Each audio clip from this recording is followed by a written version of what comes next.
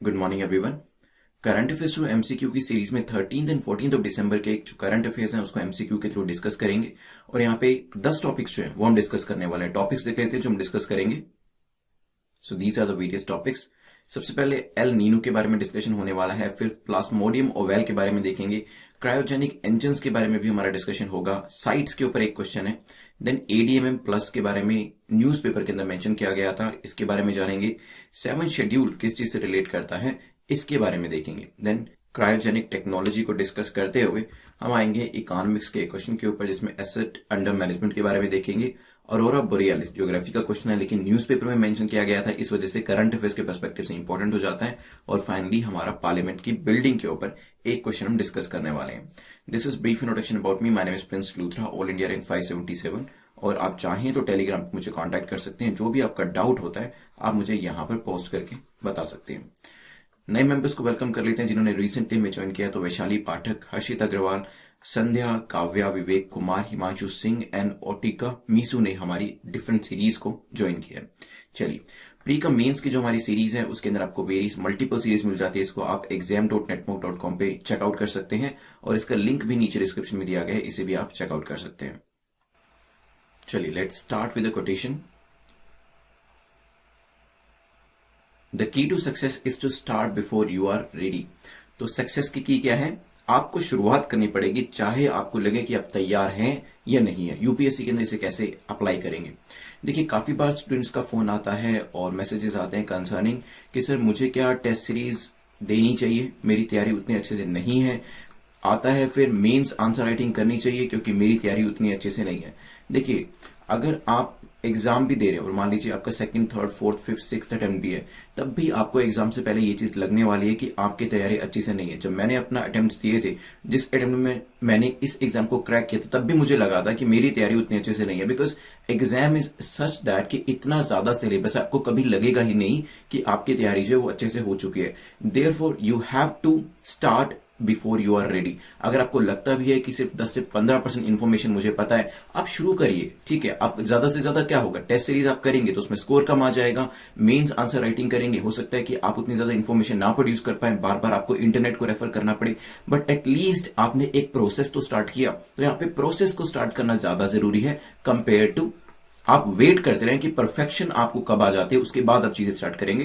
क्योंकि knowledge perfection यहां पर कभी भी नहीं आने वाला है, इतना ज्यादा सिलेबस है, मोर ओवर, और नॉलेज का कोई एंड नहीं है। तो आपको हमेशा ऐसा फील होगा।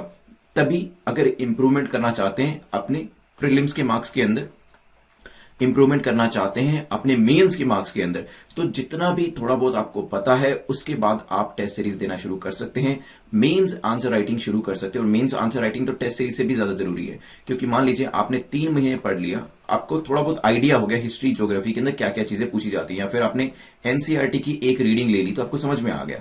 उसके बाद आप टेस्ट सीरीज मॉक टेस्ट देते हैं, which is a good thing. लेकिन मेंस आंसर राइटिंग के लिए तो आपको कोई प्री नॉलेज होने की जरूरत नहीं है। अगर मैं आपसे एक क्वेश्चन पूछता हूं, जैसे कि कोविड-19 को काउंटर करने के लिए आप क्या क्या सुझाव देंगे? अब ये देखिए, जनरल स्टडी का पेपर इसलिए ही जनरल कहा जाता है क्योंकि यहां पे क्वेश्चंस इस तरीके के होते हैं कि कुछ ना कुछ पॉइंट्स तो आप लिख ही देंगे।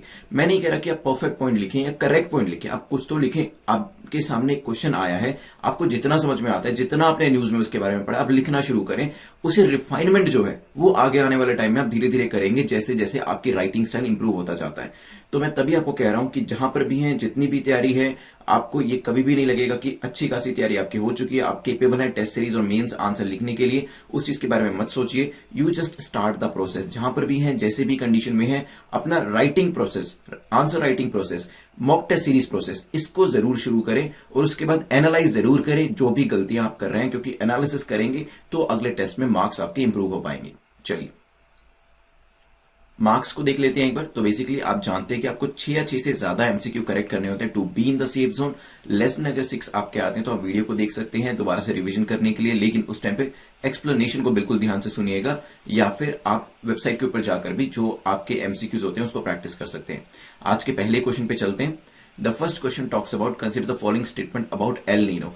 एल नीनो न्यूज में था, पूछा गया, इसको लेकर बताएं करेक्ट स्टेटमेंट कौन सी है, कौन सा कथन आपका सही है। तो बेसिकली ज्योग्राफी रिलेटेड क्वेश्चन है, लेकिन क्योंकि करंट अफेयर्स में मेंशन था, इंपॉर्टेंट हो जाता है। पूछा गया El Nino is a climatic cycle characterized by high air pressure in the western Pacific and low air pressure in the eastern. तो ईस्टर्न साइड पे लो एयर प्रेशर होता है, वेस्टर्न पैसिफिक के अंदर हाई एयर प्रेशर होता है।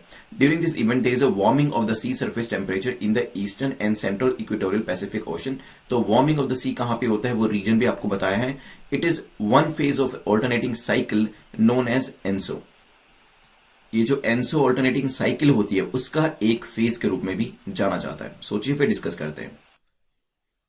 चलिए, तो रिसेंटली एक स्टडी करी गई थी जिसमें पाया गया है कि जो एल नीनो होता है, this is not responsible for all types of droughts. तो जो ड्राउट्स आते हैं, सूखा पड़ता है, उसमें हर बार एल नीनो रिस्पॉन्सिबल नहीं होता है। और ये पाया गया है at least as per the latest finding की नियरली 6 आउट ऑफ 10 ड्राउट्स जो हुए हैं वो एल नीनो ईयर्स में हुए हैं, that occur during the Indian summer monsoon season in the past century. और ये पाया गया है कि कुछ एरियाज के अंदर, कुछ इंस्टेंसेस के अंदर जो ड्राउट्स होते हैं उसके पीछे एल नीनो कारण नहीं होता है। आप जानते हैं एल नीनो जो है हमारे लिए, इंडिया के लिए कहीं ना कहीं बारिश जो होती है वो कम आती है इसकी वजह से, और हमारा जो मॉनसून होता है वो इंपैक्टेड रहता है इससे, and therefore less than average जो रेन है वो देखी जाती है। अब देखते हैं कि होता क्या है इसके अंदर। देखिए एक बार इस इन्फोग्राफिक के ऊपर। सो वार्मिंग ऑफ द सी, वैसे देखिए यूजुअल सिचुएशन में क्या होता है, आपकी ट्रेड विंड्स जो है यहां से ईस्टर्न साइड से वेस्टर्न साइड में ब्लो करती हैं, ठीक है। ये यूएस की साइड से इंडियन साइड में ब्लो कर रही हैं, लेकिन एल नीनो में यही ट्रेड विंड्स जो है रिवर्स हो जाती हैं और ये वेस्ट टू ईस्ट फ्लो करना शुरू कर देती हैं। अगर ये पैसिफिक है तो this is the eastern side, western side, northern and southern side.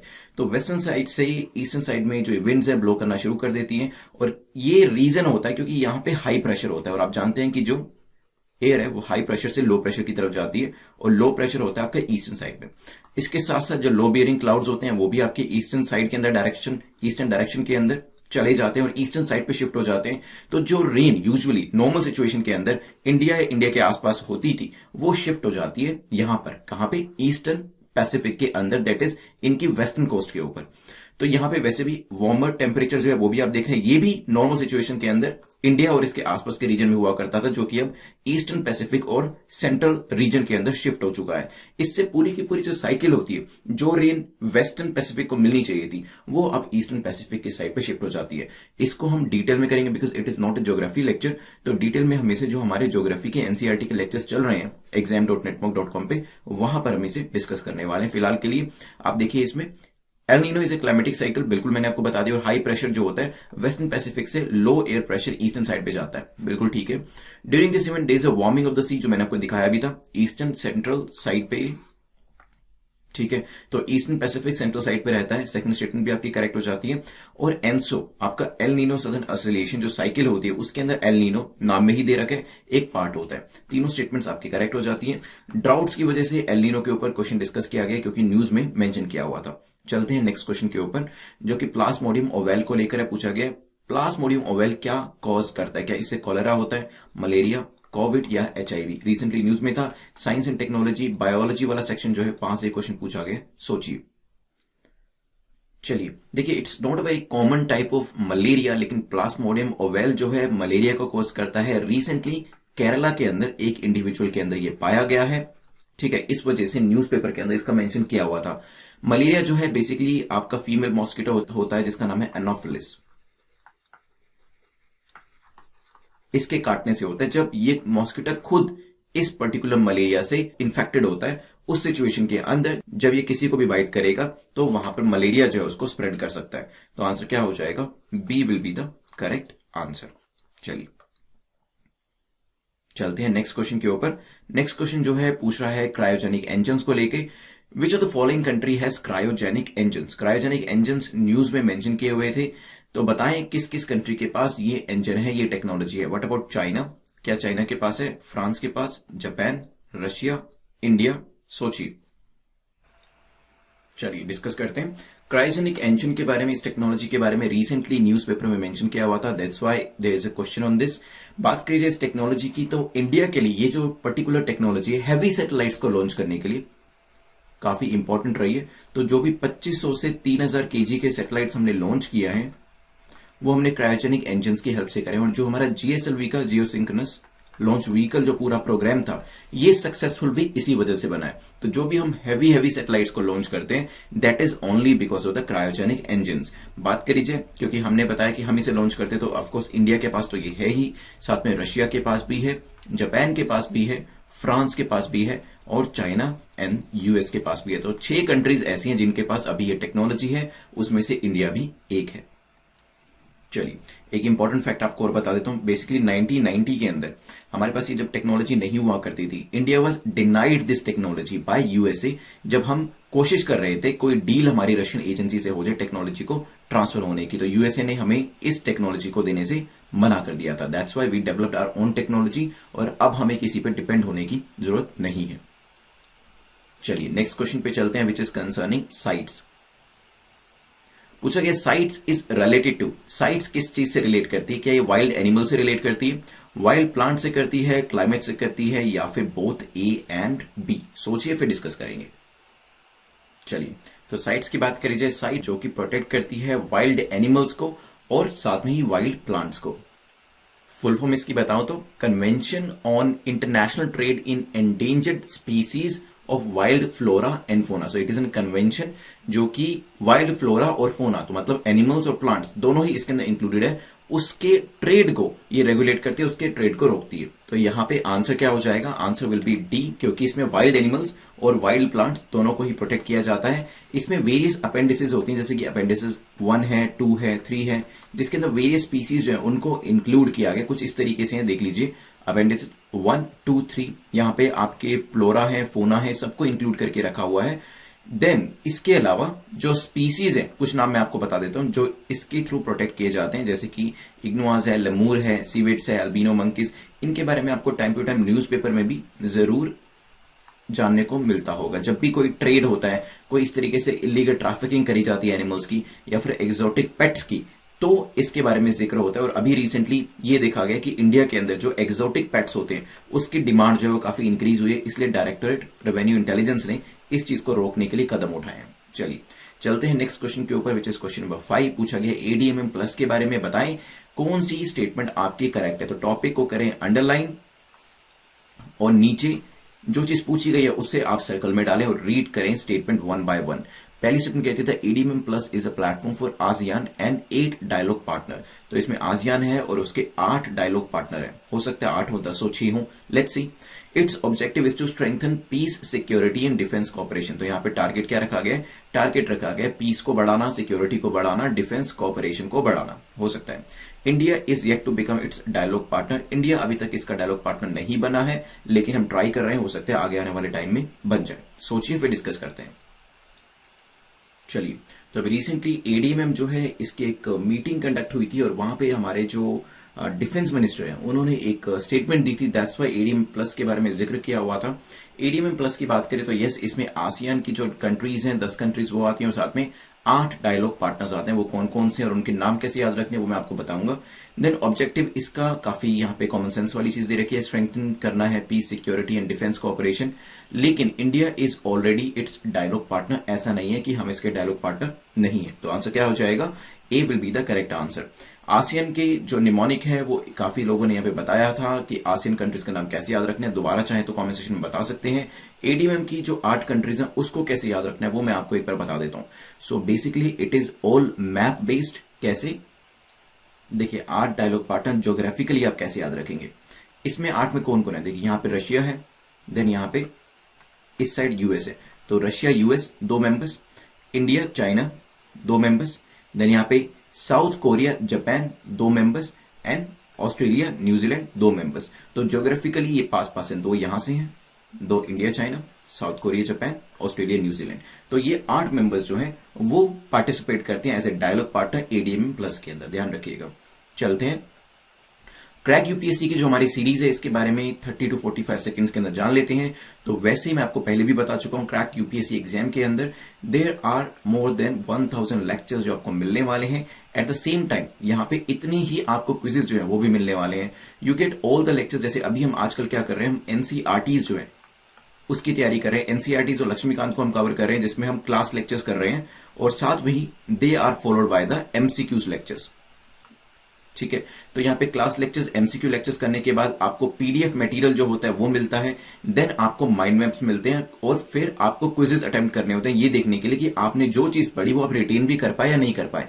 इसमें बेसिकली क्या है, एक इन्फॉर्मेशन को मल्टीपल तरीके से जब आपको कराया जाता है, वीडियो के फॉर्मेट में, ऑडियो के फॉर्मेट में, आपको क्विज के थ्रू, आपको नोट्स के थ्रू, तो वो चीज अच्छे से याद रहती है। एंड देन इसमें आपको माइंड मैप्स जो होते हैं वो भी प्रोवाइड किए जाते हैं। एंड फाइनली आपको डेली असाइनमेंट जो होता है मेंस का वो करना होता है। तो मेंस का जो एक एडिड फीचर है वो इसके अंदर डाला गया है ताकि आप रोज कम से कम एक क्वेश्चन जरूर लिख पाएं इसके अंदर। तो प्रीलिम्स मेंस दोनों की तैयारी आपकी काफी अच्छी हो जाती है। सबसे जरूरी बात जो इसके अंदर है वो ये है कि आपका जो शेड्यूल होता है वो बना बनाया इसके अंदर रहता है। मतलब day 1, day 2, day 3, day 4 we are designing it on everyday basis. नए नए लेक्चर्स जो है एवरीडे बेसिस पे आपके डे वाइज ऐड किए जा रहे हैं। तो आपको पता होता है कि 4 से 5 घंटे में आपको ये असाइनमेंट जो है वो कंप्लीट करने हैं। ज्यादा टाइम नहीं लगता है, आप अपनी सेल्फ स्टडी भी चाहें तो कर सकते हैं। 4 to 5 आवर्स देकर इस पूरे डे को आप कंप्लीट कर सकते हैं और रेस्ट एश्योर रह सकते हैं कि जो आपकी प्रिपरेशन है वो एक अनप्रेसिडेंटेड लेवल पर पहुंच जाएगी। चलिए नेक्स्ट क्वेश्चन पे चलते हैं, which is question number 6। Which of the following statement is or are correct about 7 schedule. 7 schedule के बारे में बताएं कौन सी स्टेटमेंट आपकी करेक्ट है। पहली स्टेटमेंट कहती है the 7 schedule is under article 246। ये 246वें आर्टिकल के अंदर दिया है। Second, it deals with the power of Lok Sabha and Rajya Sabha. ये लोकसभा और राज्यसभा की पावर्स के साथ डील करता है। सोचिए फिर डिस्कस करते हैं। चलिए डिस्कस करते हैं। तो अभी हुआ क्या है, रिसेंटली 15th फाइनेंस कमीशन के जो चेयरमैन है मिस्टर एनके सिंह, उन्होंने कहा है कि एक फ्रेश लुक की जरूरत है। किस चीज की तरफ? कॉन्स्टिट्यूशन के 7 शेड्यूल की तरफ, जो कि बेसिस है जिसके हिसाब से जो आपके सब्जेक्ट्स होते हैं उसको डिस्ट्रीब्यूट किया जाता है। कुछ सेंटर के सब्जेक्ट्स होते हैं, कुछ स्टेट के सब्जेक्ट्स होते हैं।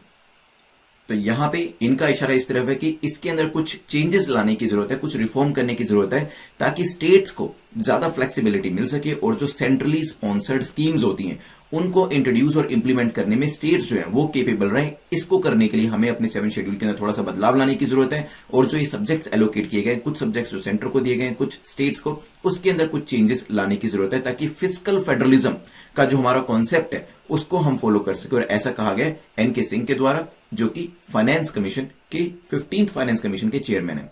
तो यहां पे आते हैं, तो आर्टिकल 246 जो है वो 7 शेड्यूल के साथ डील करता है। तो ये पहली स्टेटमेंट करेक्ट हो जाती है, लेकिन इसमें पावर ऑफ लोकसभा राज्यसभा की बात नहीं करी गई है। इसमें जो सब्जेक्ट्स का डिस्ट्रीब्यूशन होता है, जो सब्जेक्ट्स सेंटर और स्टेट्स के बीच में रहते हैं, उसके बारे में जिक्र किया हुआ है। तो आंसर क्या हो जाएगा? A will be the correct answer. चलिए, तो ये मैंने आपको बता दिया मिस्टर एनके सिंह के बारे में और जो फ्लेक्सिबिलिटी की डिमांड करी गई उसके बारे में। यहां पर आपका मेंस क्वेश्चन भी बन सकता है, ध्यान रखिएगा। आज का मेंस क्वेश्चन मैं यहीं से आपसे पूछने वाला हूं। चलते हैं 7th क्वेश्चन के ऊपर। क्रायोजेनिक टेक्नोलॉजी के बारे में हमने एक क्वेश्चन बनाया था। दिस अनदर क्वेश्चन जो कि यहां पर आपसे पूछ रहा है, क्रायोजेनिक टेक्नोलॉजी के बारे में बताएं कौन सी स्टेटमेंट इनकरेक्ट है, कौन सा कथन आपका गलत है। Cryogenic technology involves the use of rocket propellant at extremely low temperature. तो इसके अंदर रॉकेट प्रोपेलेंट का जो इस्तेमाल किया जाता है वो बहुत ही कम टेम्परेचर पे किया जाता है या किया जा सकता है। Second, the combination of liquid oxygen and liquid hydrogen offers the highest energy efficiency for rocket engine. Rocket engine जो होते हैं उसके अंदर सबसे ज्यादा एफिशिएंसी जो होती है वो liquid oxygen and liquid hydrogen के द्वारा दी जाती है, उसके कॉम्बिनेशन के द्वारा दी जाती है। तो बेसिकली जस्टिस जैन कमेटी के बारे में जिक्र किया हुआ था और यहाँ पे एक पुराना काफी कंट्रोवर्शियल केस था जिसमें एक इसरो के साइंटिस्ट को फ्रेम किया गया था, उसको लेकर न्यूज थी। कंट्रोवर्सी हमारे लिए इंपॉर्टेंट नहीं है, लेकिन कहीं ना कहीं क्रायोजेनिक टेक्नोलॉजी का भी यहाँ पे जिक्र किया गया। तो साइंस एंड टेक्नोलॉजी के पर्सपेक्टिव से ये हमारे लिए इंपॉर्टेंट हो जाता है। सोचिए, चलिए डिस्कस करते हैं। तो क्रायोजेनिक टेक्नोलॉजी में मैंने आपको बताया था कि हमारा जो जीएसएलवी का पूरा प्रोग्राम था इसी की वजह से सक्सेसफुल हुआ था और काफी हैवी सैटेलाइट्स को लेके जाने में ये काफी इंपॉर्टेंट टेक्नोलॉजी है जिसके अंदर लिक्विड ऑक्सीजन, लिक्विड हाइड्रोजन का इस्तेमाल किया जाता है और वो इसे हाईएस्ट एनर्जी एफिशिएंसी देता है। एट द सेम टाइम काफी लो टेम्परेचर के अंदर इसको इस्तेमाल किया जा सकता है। तो दोनों स्टेटमेंट्स हमारी करेक्ट हो जाती है। आंसर क्या हो जाएगा? D will be the correct answer. चलते हैं नेक्स्ट क्वेश्चन के ऊपर। Next question is question number 8। बात करी गई है यहाँ पे AUM एसेट अंडर मैनेजमेंट के बारे में। पूछा गया एसेट अंडर मैनेजमेंट के बारे में बताएं कौन सी स्टेटमेंट आपकी सही है। पहली स्टेटमेंट कहती है it measures the total market value of all the financial assets which a financial institution manage on behalf of its clients and themselves. तो यहाँ पे जितनी भी मार्केट वैल्यू एसेट की जो कि एक फाइनेंशियल इंस्टीट्यूशन अपने क्लाइंट्स की मैनेज करता है, that is called the asset under management. हो सकता है AUM is an indicator of the size and success of the given fund house. तो यहाँ पे AUM जो होता है ये एक इंडिकेटर होता है किस चीज का, साइज का और सक्सेस का, जिस फंड की बात करी जा रही है। सोचिए फिर डिस्कस करते हैं। चलिए, तो इकोनॉमिक्स सेक्शन के अंदर न्यूज दे रखी थी कि asset under management, basically Covid pandemic के टाइम पर देखा गया कि जो एसेट अंडर मैनेजमेंट थी इसकी वैल्यू जो थी, इसका साइज जो था वो कहीं ना कहीं डिक्लाइन हो रहा था। लेकिन अभी रीसेंट डेटा ने शो किया है कि अपकमिंग नेक्स्ट फिस्कल के अंदर 5 to 6% इसके इंक्रीज होने के लिए यहां पे एक्सपेक्टेशन दिखाई गई है, which is a positive sign. तो यस, एक जो आपका फाइनेंशियल इंस्टीट्यूशन होता है उसके पास उसके क्लाइंट की जितनी भी एसेट है, क्योंकि देखिए जो आपके फिल्दी रिच लोग होते हैं वो क्या करते हैं, फाइनेंशियल इंस्टीट्यूशन के थ्रू इन्वेस्ट करते हैं और उनकी जो एसेट्स होती है वो वेरियस एसेट मैनेजमेंट कंपनीज जो होती हैं वो मैनेज करती हैं। तो यहाँ पे पहली जो स्टेटमेंट करेक्ट हो जाती है और इसका साइज और सक्सेस जो होता है of a given fund house वो इसका इंडिकेटर होता है। तो बिल्कुल ठीक है, AUM जो है उस एक इंडिकेटर है साइज का और सक्सेस का। जितनी ज्यादा एसेट्स होंगी उतना बड़ा साइज होगा और सक्सेस भी उतनी ज्यादा होगी। तो दोनों स्टेटमेंट्स आपकी करेक्ट हो जाती है, C will be the correct answer. Question number 9 को देखते हैं। Which of the following lights are known as aurora borealis. Geography का क्वेश्चन है, इवन एनसीईआरटी, बेसिक एनसीईआरटी में भी आपको ये मिल जाएगा। न्यूज़पेपर में मेंशन किया हुआ था, बताएं अरोरा बोरियालिस किसे कहा जाता है, ईस्टर्न लाइट्स को, वेस्टर्न लाइट्स को, नॉर्दर्न लाइट्स को या सदर्न लाइट्स को? सोचिए। चलिए, तो अभी रिसेंटली अरोरा बोरियालिस का जिक्र था, इसे नॉर्दर्न लाइट्स भी कहा जाता है, तो सी हमारा यहाँ पे आंसर हो जाएगा। दीज आर द लाइट्स जो कि आपकी सोलर फ्लेयर्स जो होती हैं उनकी वजह से जनरेट होती हैं और आपके जो सन स्पॉट्स होते हैं उसकी वजह से ये जनरेट होती है। तो solar flare is the region which emerge from the sun spots. कुछ बहुत ही बेहतरीन तरीके से दिखती है, मैं आपको भी एक ग्राफिक में दिखाऊंगा। और खास तौर पे जो पोलर रीजन या आपके टेम्परेट रीजन होते हैं वहां पर इसे क्लियरली देखा जा सकता है, विजिबल होते हैं। जैसे कि आप देख सकते हैं जो यूएस में पेंसिल्वेनिया है टेम्परेट रीजन में फॉल करता है, तो हायर लैटिट्यूड्स के अंदर आप इसे खासतौर पे इजीली देख सकते हैं, तभी ट्रॉपिकल रीजन्स के अंदर ये ज्यादा दिखाई नहीं देता है। So this is how it looks, काफी ब्यूटीफुल लाइट होती है कुछ इस तरीके से। चलते हैं नेक्स्ट क्वेश्चन के ऊपर। आज का लास्ट क्वेश्चन जो है बात करता है पार्लियामेंट की बिल्डिंग को लेकर और पूछा गया पार्लियामेंट की बिल्डिंग को लेकर बताएं करेक्ट स्टेटमेंट कौन सी है, कौन सा कथन आपका सही है। कहा गया कि जो नई बिल्डिंग है इसमें एक सेंट्रल विस्टा भी होने वाला है, हो सकता है। It is expected that the structure जो है ये 2022 तक कंप्लीट होगा, जब हमारे 75 ईयर्स हो जाएंगे इंडिपेंडेंस के, ये भी हो सकता है। It is constructed by Tata Project limited, Tata Project limited के द्वारा इसे बनाया जा रहा है। सोचिए फिर डिस्कस करते हैं। चलिए डिस्कस करते हैं। तो पार्लियामेंट बिल्डिंग जो है काफी न्यूज में है आजकल, 2022 तक इसे लॉन्च किया जाना है, तो जब 75 साल हमारे हो जाएंगे तो इसको यहां पर लेके आया जाएगा। Is it constructed by Tata Project Limited? तो yes, it is constructed by Tata Project Limited. दो स्टेटमेंट्स मैंने आपको बता दिए, करेक्ट है। पहली स्टेटमेंट का आंसर मैं चाहता हूं कि आप सर्च करें और मुझे बताएं कि इसका मतलब क्या होता है और ये इस प्रोजेक्ट का पार्ट है या नहीं है, ये मुझे आप कमेंट सेक्शन में बताएंगे। तो यहां पे मैं एक्सपेक्ट करूंगा कि आप जाएं गूगल पे से सर्च करें सेंट्रल विस्टा क्या होता है, कैसे ये ओल्ड बिल्डिंग में था और अभी न्यू बिल्डिंग में क्या ये अवेलेबल होगा या नहीं होगा। और प्रीलिम्स का जो क्वेश्चन है वो भी इसी चीज के ऊपर आज पूछा जाएगा। आपको अभी करना है रिवीजन, तो 30% मोर अटेंशन के लिए मैं अभी आपसे एक्टिव रिवीजन जो है वो कराने वाला हूं। आपसे क्वेश्चन पूछूंगा, आपको उसके आंसर करने हैं जो चीजें हम ऑलरेडी डिस्कस कर चुके हैं। चलिए स्टार्ट करते हैं इसको। तो मैंने आपसे सबसे पहले एल नीनो के बारे में पूछा था, बताएं कि इसमें हाई प्रेशर वेस्टर्न साइड पे होता है, वेस्टर्न पैसिफिक पे होता है या ईस्टर्न पैसिफिक पे होता है? यस, तो बिल्कुल करेक्ट आंसर दिया है। यहाँ पे वार्मिंग ऑफ द सी बताएं जल्दी कहां पे होता है? Yes, eastern and central region के अंदर होता है, बिल्कुल ठीक है। और एनसो का ये पार्ट भी होता है। इससे क्या हमारा मानसून अफेक्ट होता है या नहीं होता है? तो यस, इससे मानसून जो अफेक्ट होता है और जो रेनफॉल है वो एवरेज से कम हो जाती है। देन प्लाज्मोडियम ओवेल से क्या होता है जल्दी से बताएं? मलेरिया होता है। और जो मॉस्किटो है उसका नाम भी मुझे कमेंट सेक्शन में बताएं अगर आप लाइव देख रहे हैं तो, अदरवाइज कमेंट सेक्शन में बाद में भी बता सकते हैं। यस, एनोफिलिस मॉस्किटो, अगर उसको मलेरिया है तो जिसको भी काटेगा वहां पे वो इसको ट्रांसमिट कर देगा। फिर बताएं क्रायोजेनिक इंजन जो होता है किस पर्टिकुलर प्रोजेक्ट के लिए यूज किया गया था? PSLV, GSLV?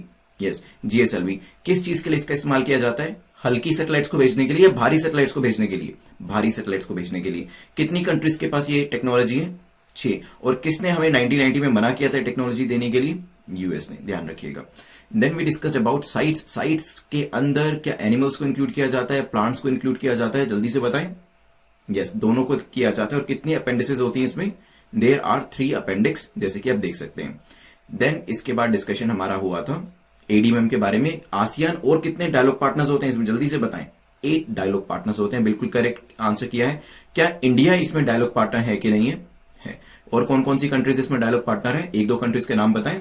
यस, और याद रखने का तरीका जो था वो भी मैंने आपको इसके अंदर बता दिया था। देन क्वेश्चन नंबर 6 के अंदर हमने देखा था 7 शेड्यूल के बारे में, तो 246 से इसका लेना देना है। Yes, it is related to article 246 और इसके अंदर बात करी जाती है डिस्ट्रीब्यूशन ऑफ सब्जेक्ट्स की, जिसमें सेंटर और स्टेट के कुछ सब्जेक्ट होते हैं। जो चेयरमैन एनके सिंह है उनके कंसर्निंग यहां पर क्वेश्चन जो था इसे बनाया गया था। देन हमारा डिस्कशन हुआ था क्रायोजेनिक टेक्नोलॉजी, जो हम ऑलरेडी डिस्कस कर चुके हैं। इसके अंदर लिक्विड ऑक्सीजन, लिक्विड हाइड्रोजन जाता है और रॉकेट प्रोपेलेंट लो टेम्परेचर पे यहां पे वर्क किया जाता है। देन क्वेश्चन नंबर 8 के अंदर हमने एसेट अंडर मैनेजमेंट देखा था और ये एनबीएफसीज जो थे इसके कंसर्निंग यहाँ पे न्यूज दे रखी थी। साइज और सक्सेस के बारे में भी इसमें चीजें बताई गई थी।